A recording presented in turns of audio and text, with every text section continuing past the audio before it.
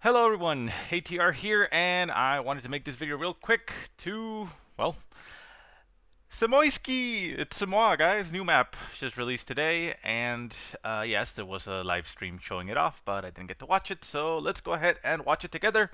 If any of you are, Company Heroes 1 fans, you will remember Semoskiy. Semoskiy.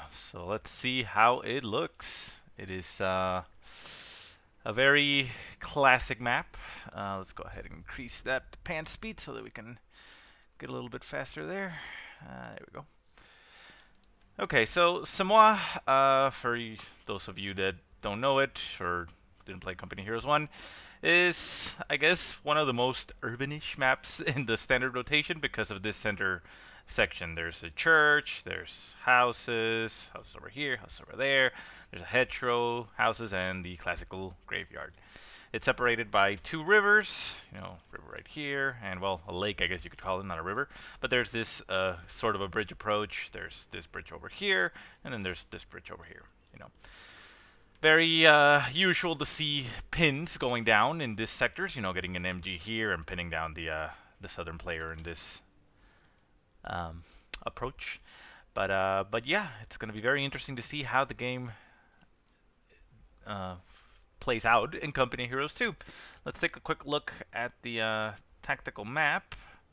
Let's see, territory-wise, I think this has changed a little bit from the other one. It used to, I think, cover all the way. Not exactly sure. But we do have the fuel point up here, which was always a fuel point. Obviously, the points have changed from Company Heroes 1 to Company Heroes 2 because we don't have, different size points for munitions and fuel. We just have strategic points and either fuel or munitions. These are basically the same. So essentially, you have this point right here that is going to cut off the entire left-hand side or northern part of the map for the right-hand player.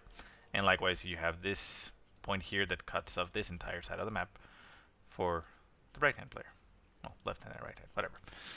And then you have these points. I believe these were fuel points in the original version. This one and this one here. Likewise, I mean, if you capture this point, which is close to the enemy base, so it's going to be a little bit difficult, but it isn't covered by the machine gun exactly.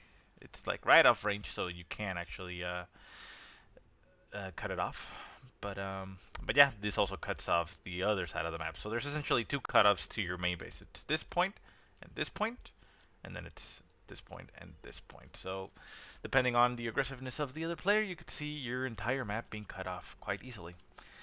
So yeah, you have the munitions points on the far extremes by the victory points. Victory points are spread out across the center of the map.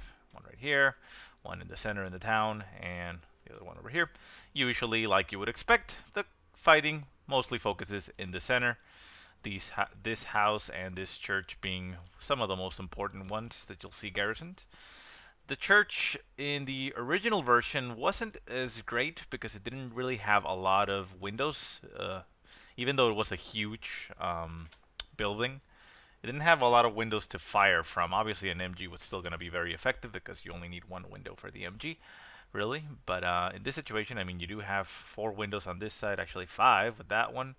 So it is going to be able to provide a stronger base of fire. And generally speaking, the buildings do provide more cover, even though I feel they are weaker as far as structurally. They can collapse a lot easier. They do provide a lot more cover to the units inside, so as long as the building stays in one piece, it is going to be, standing still. And this house also was a brick house, very big house on this side of the map. It is going to be interesting now considering there's only one window on this side, which is the main side, I guess you could say. There's more windows on the other side, though. That's 4 windows, so it might still be useful. It is, small differences here and there. But as far as the layout, I mean, it looks pretty similar. As far as I recall, there's, the cutoff points that I mentioned. There was this strategic point here, this one over here. And yeah, I mean, looks pretty much the same. Just a little bit, workaround for the newer setup. So they just focused fuel here, and the munitions on the edges. So it's going to be interesting to see fights on this new map. Hopefully I'll be able to get some replays on this map relatively soon and show it off in action.